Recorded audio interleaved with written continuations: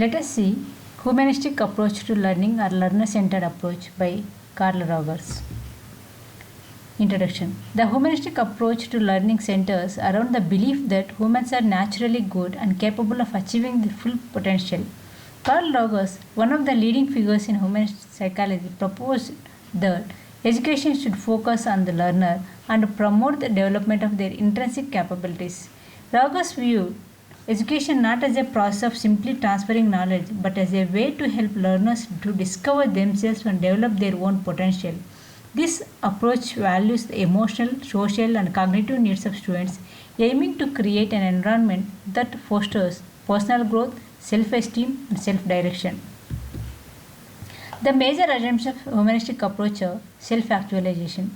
Human beings are inherently motivated to achieve their full potential. The goal of education should be provide an environment that allows learners to discover and achieve their full potential.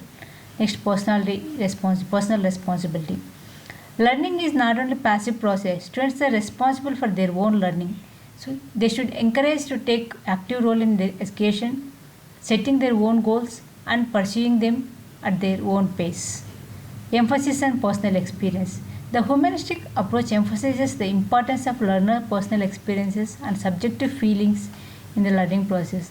Knowledge is viewed as something that learners construct from themselves through personal experience rather than something imposed externally.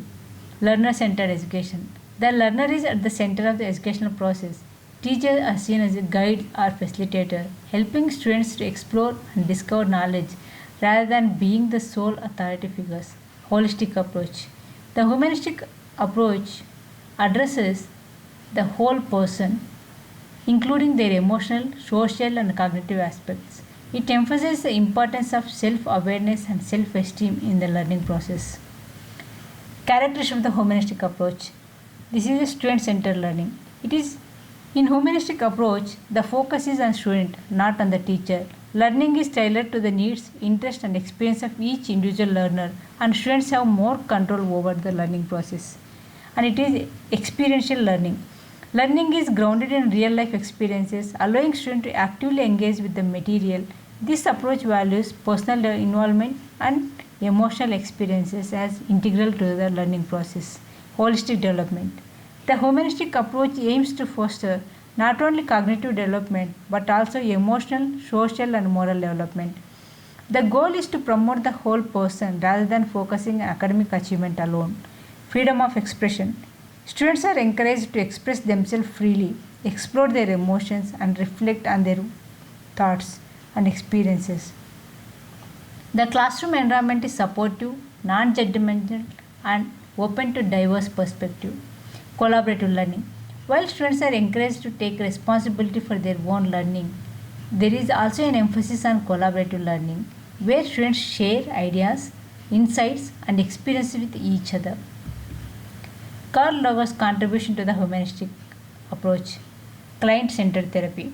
Rogers developed the concept of client centered therapy, where the therapist creates a safe, non judgmental space for the client to explore their thoughts and feelings. He applied similar principles to education, emphasizing the importance of creating a supportive environment where students can explore their emotions and experiences freely. The role of teacher. Rogers revolutionized the role of teacher. Instead of being the sole authority in the class, the teacher is being seen as a facilitator who helps guide students in their learning journey. This approach shifts the focus from teaching to learning, where students are active participants. Emphasis on the individual.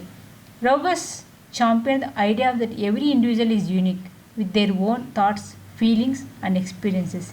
He encouraged teachers to take these differences into account, fostering an environment that supports individual growth and self expression. Self directed learning. Rogers introduced the idea of self directed learning, where students take responsibility for their own education, make a decision about their learning, and engage in activities that are personally meaningful to them. Educational implications of the humanistic approach. Active learning and personal responsibility.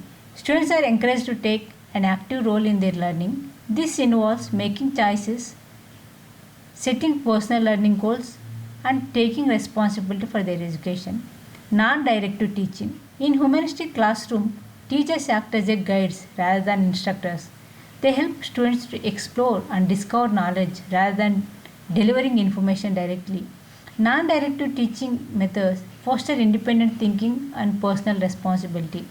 Emphasis on self concept and motivation. Teachers should support students in developing a positive self concept and intrinsic motivation. This can be done through activities that promote self expression, creativity, and emotional awareness. Collaborative learning environments. Humanistic classroom encourage collaboration among students. Group activities, discussions, and shared projects are designed to foster cooperation and mutual respect. Flexible curriculum. A humanistic approach advocates for learning flexible curriculum that can be adapted to the needs of the interest of individual students. This allows for greater personalization focus on experiential learning. Limitation of the humanistic approach. Lack of structure. Critics argue that lack of structure in humanistic learning environment can lead to unfocused or chaotic learning experiences. Without a clear curriculum or instructional guidelines, students may struggle to stay on track. Overemphasis on emotional aspects. Some critics believe that focuses on emotional and personal growth aspects of education may overshadow the need of academic rigor and mastery of core knowledge and skills.